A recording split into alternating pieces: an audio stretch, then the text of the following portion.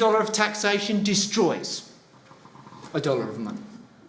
Government net spending, that's when the government spends more than it raises in taxation and other receipts, provides financial wealth to the private sector. Your and my spending doesn't.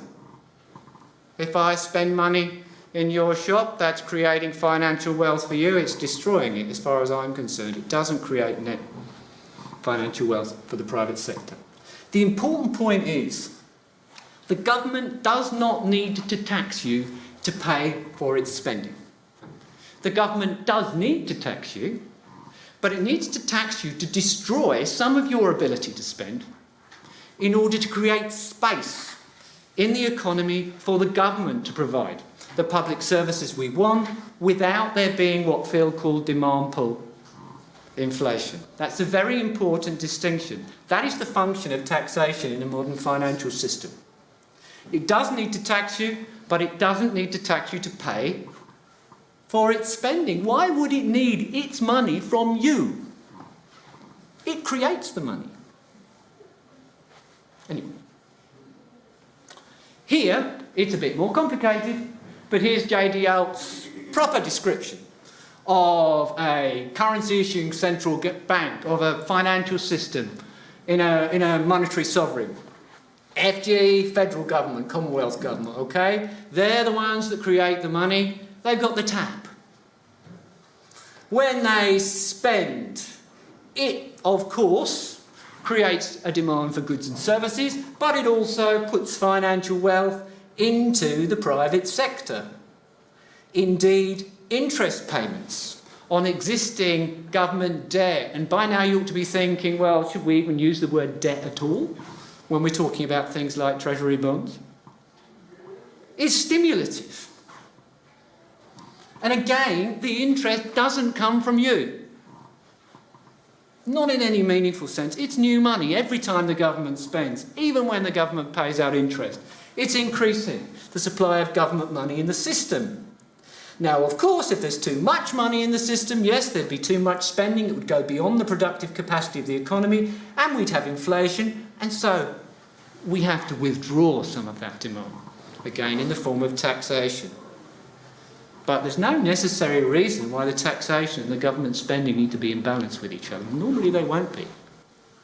All this spending, of course, as is often forgotten by neoliberals, is providing us with the social and physical infrastructure on which our entire economy and profitable businesses are based, that we rely upon. Now, one question I haven't answered yet is, why does the government borrow money at all? Actually, they don't need to. I'd better tell you, I think I've put on the next slide, no, 2 slides time. Sleep now. I don't mean it. It's got something to do with interest rates. If the government net spends, then it's putting more cash into the banking system. Now, you're all familiar with the cash rate. You've all heard the cash rate, 2.5%. It's first Tuesday of every month. Some important people at the Reserve Bank discuss whether to put it up a bit or not, and generally speaking, in recent times, they leave it where it is, at a level which is a record low level for Australia, but which is still relatively high compared to other countries. What exactly is it? The way our economic system works, of course, we all know there are millions of transactions taking place each day, transferring funds from one bank to another. These transactions are cleared using the balances that the banks have, the government money that the banks hold at the central bank, at the Reserve Bank of Australia. And late in the afternoon every day, some of the banks know they're going to be short of cash tomorrow morning to settle up for today's transactions.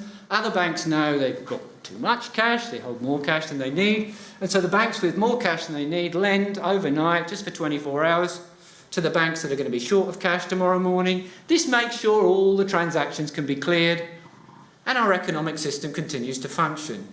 The rate of interest at which the banks lend to each other is called the cash rate. If the banking system is flooded with cash, the Reserve Bank loses control of the cash rate. Our Reserve Bank, remember, announces its target for the cash rate, and in recent years the banks have just followed the Reserve Bank's target. So we don't even use the term target cash rate anymore. We just say the cash rate is 2.5%. It's not a rate of interest at which the Reserve Bank lends to anyone. It's a rate of interest at which the private sector banks lend to each other. If there's too much cash in the banking system, the cash rate goes below the Reserve Bank's target. Government spending in excess of taxation puts more cash into the banking system. In order to withdraw that cash from the banking system again, and it doesn't matter who does this, it doesn't matter whether it's the Reserve Bank using the already existing government bonds which it owns, or whether it's the Treasury issuing new bonds. In order to withdraw this cash from the system, to allow the Reserve Bank still to control the cash rate, they sell new government bonds. Now, what does that tell you? It tells you they don't need to sell the government bonds to get their money from you. They create this money. It does tell you the way our system works at the moment. This is not the way that the American system works anymore, or the British system works anymore, or the New Zealand system works anymore, so it doesn't always have to be complicated like this. But the way the system works at the moment, they sell government bonds in order to maintain control over interest rates, or if you like, economics jargon. Sales of government bonds are not fiscal policy at all, they're monetary policy. They're about keeping control of interest rates. Don't take my word for it, though. This is from a few years ago, and maybe it's slightly out of context, but just every now and then public servants say things which are true and slightly surprising. Look, Gerald Dodson, Head of Treasury Services, Australian Office of Financial Management. Australian government treasury bonds, not issued for budget funding purposes. That's just what I was telling you. They don't need to borrow money to pay for their spending. They sell treasury bonds to withdraw cash from the banking system to retain control of interest rates. Not the same thing at all. So the government doesn't need to borrow its money from you.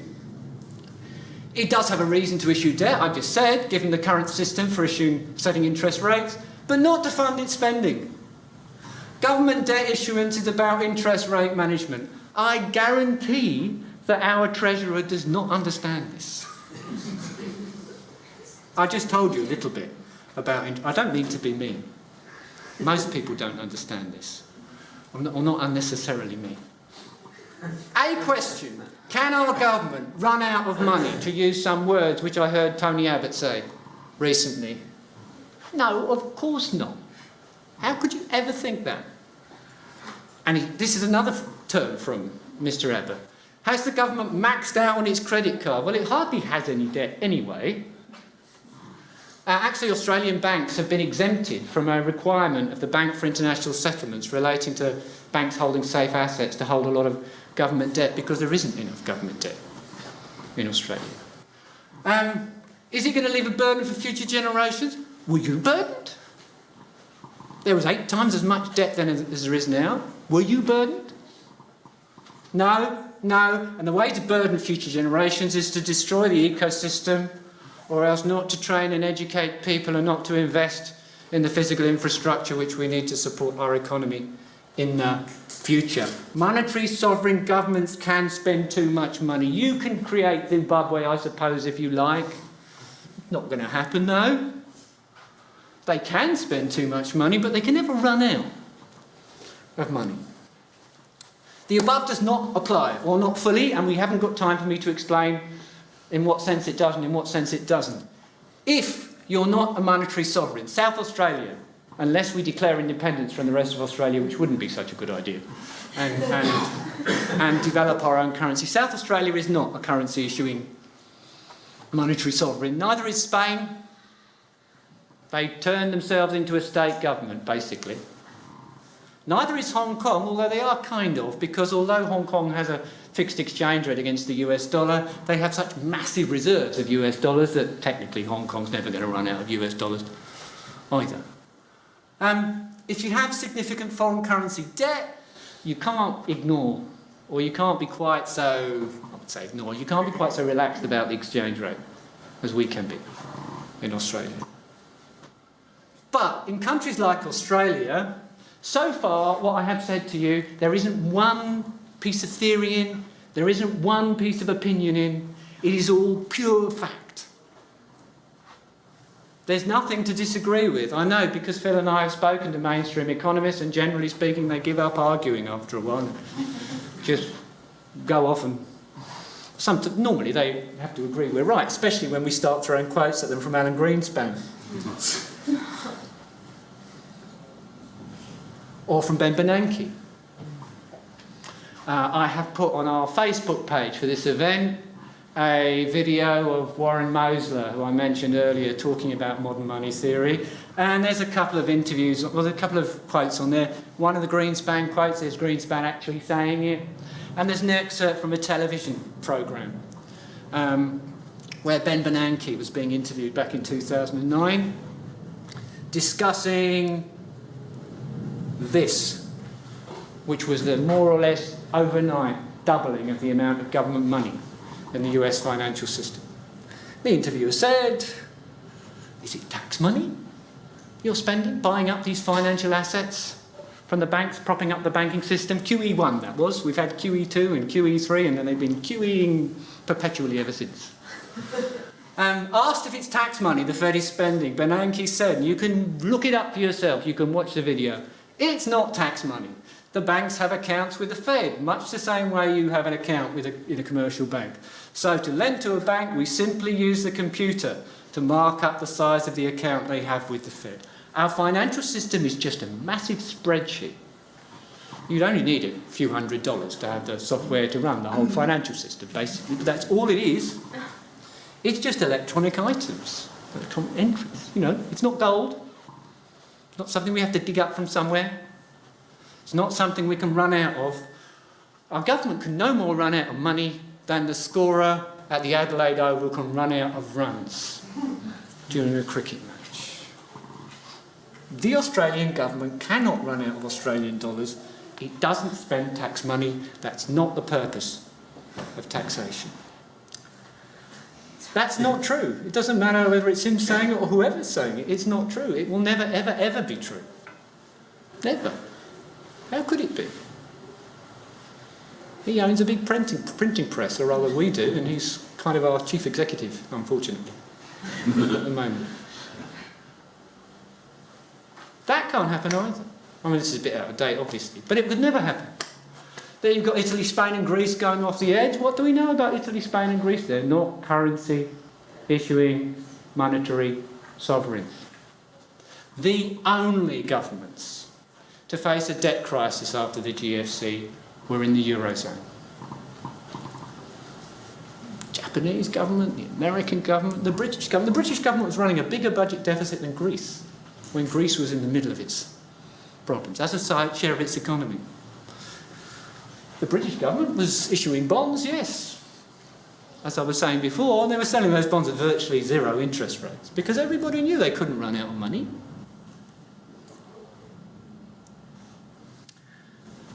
You can get hyperinflation. There's a $100 trillion note from Zimbabwe from 2008. There's something, goodness knows what that is, but it's from Germany in the early 1920s.